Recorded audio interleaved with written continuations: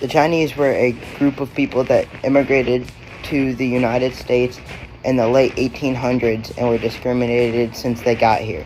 They were workers and they just wanted to send money back to their home country to provide for their family. And Americans did not like that, so they discriminated against them and they blamed everything on them.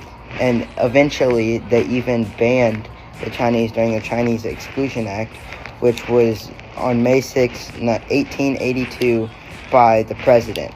He banned them for 10 years and did not allow them to come back. And they were blamed to have like the economic problems of the world, like they were like making it collapse, but they only were like 0.1% of the workers.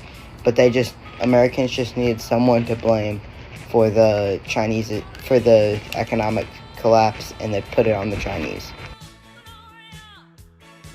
Coming off the high that was World War II, America once more regressed from a unified nation bent on destroying its enemies to a divided nation bent on destroying itself. This would spark an era of rapid change. The two most well known is the Civil Rights Movement, which lessened discrimination on primarily African Americans but other racially prejudiced groups as well, and the Women's Rights Movement, which presented individuality for women so they could now be who and what they wanted to be. Due to these two events overlapping so heavily, there was one group that stood out much more than the rest in how they struggled, that being African American women. Due to belonging to both sides, there was immense pressure for African American women, as they were expected to either help African Americans further their rights first or women. Eventually, the majority decided to side with African Americans, as they arguably struggled more during this time and was more popular. This immensely helped the movement. Coincidentally, this is not the first time that this had happened though, the previous being almost 100 years prior. In this time, however, African American women decided to side with white women instead of African Americans, because African American males had a basis to go off of how they wanted to be, but the white women had nothing, and so the black women had nothing to base off of. Eventually there was a change, albeit a very small one. By 1896, there was now 4 states in which women were allowed to vote.